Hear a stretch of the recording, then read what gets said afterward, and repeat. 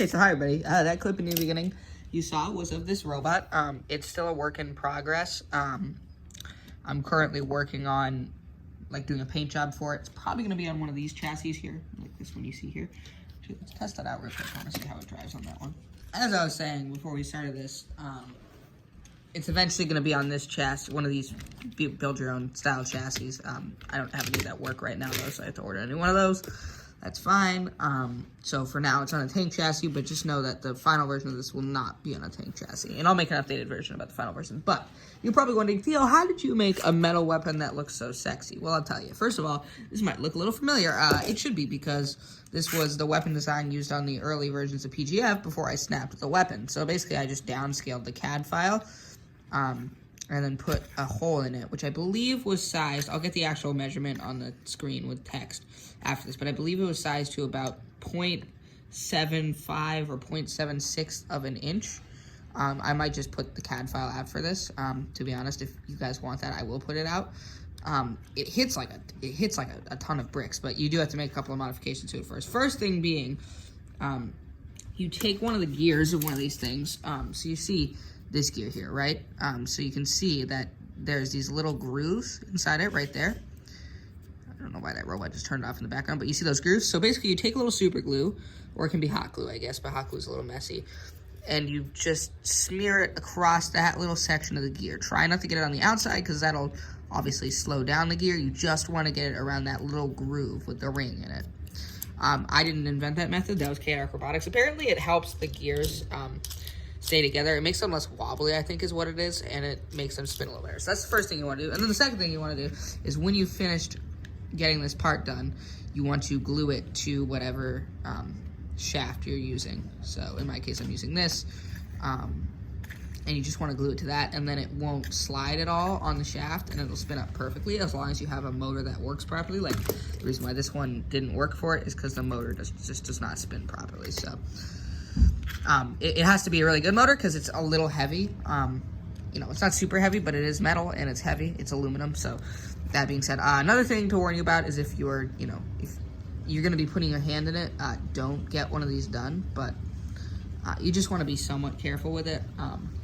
As I was saying before this cut out, it won't really hurt you as long as you don't do something stupid, because it's really kind of slow. The blade isn't all that sharp, and it'd be hard for you to hurt yourself. So now you're probably asking, how do you make this? So basically what you want to do is you want to have Fusion 360 or some other software downloaded. I'll get to why you can use a different software, but basically what you do is, if I do publish design, then you can use this design and you can just put that on your robot, which is fine. But if you don't want to use my design and you want to make your own robot with a tooth like this, you just put in a square that, like I said before, is 0.76 by 0.76 inches. Or millimeters, I can't remember. I'll look at the measurement. Again, it was on the screen. So just do that, put a hole in the center of it, and then if you're using Fusion 360, which I highly recommend, you can download the free version for hobbyists on their website. If you have a parent, figure that out with them, but it's completely free. You just need to create an account. You can just create your shape and then put the thing in the center of it. You want to use the center of mass tool, or you can just start it at the origin. Look up pictures about Fusion 360 if you're not sure what that means. It's pretty simple. And so you just put the square in the middle of the object, and you have to make sure that's the center of mass. And then in the corner, there should be a button on Fusion 360, and there's probably a button in whatever CAD program you use that says output, that says like something along the lines of like create drawing, or just export sometimes, and then you can say export as a DXF file. A DXF file is like a flat drawing type file. And then what you do is you take that file that you made. If you're doing it in Fusion 360, you create a drawing, you make it 1-to-1 scale from the top, and then you output it as a DXF. In other ones, just try and find the thing where it says output as a DXF, or create a drawing, and then make it 1-to-1 scale and view it from the top. And then what you do is you take that file and you give it over to Send Cut Send. Those guys are amazing. It's basically a laser cutting service where they cut metal for you down to very precise dimensions. It all has to be flat, so that's why I did this. And then you can pick the thickness. So for me, I did aluminum 5051, so if I want to bend it, I can. And then I think I did a thickness of 6.7 millimeters or 6.2, which is, I think, a quarter of an inch. You can do smaller or thicker if you want. I don't recommend going much bigger than this though, because then it'll be hard for the motor to drive. And I don't recommend a different material, although you could go with titanium, but that's a little more expensive. And you won't have to replace this, let's be honest. So yeah, then you get that ordered. It'll come in a couple days. Sencut sends really fast as long as you live in the US. I don't know if they even ship to the UK. And that's how you get your metal weapons. Okay, so storage ran out one more time. I'm shooting in HD now instead of 4K, boohoo. All I was gonna say is I'm just gonna do some test footage, see what this thing can do, and I'll come back, and I will come back to you guys with the damage report, okay?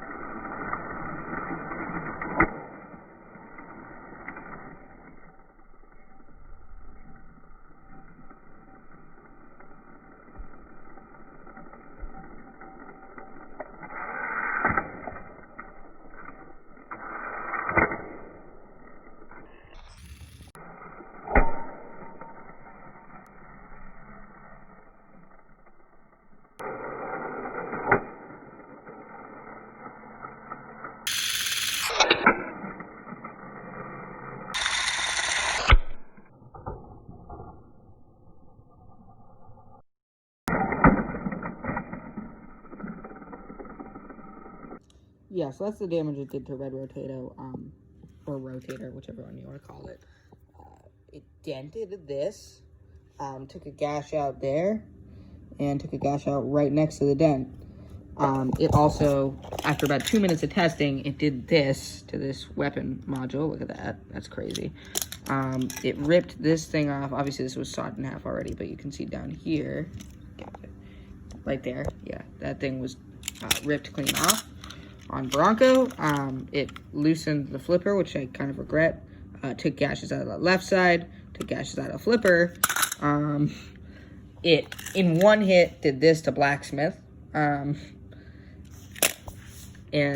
this thing's a monster. I would say Havoc is probably still the most powerful spinner, but this is the most destructive spinner in, I think, Hexbug history at this point. It's just chews through anything, obviously, because it's aluminum. And metal is just gonna this video because the storage is running low. It's the most destructive spinner in terms of damage. Not the most powerful, I would say, but it's insane. I will be uploading this soon as I can, and I will be making the custom version of this, and it's gonna look super cool. So I'll update you with that. This will be in Humblebot Season 3. All right, everybody, goodbye.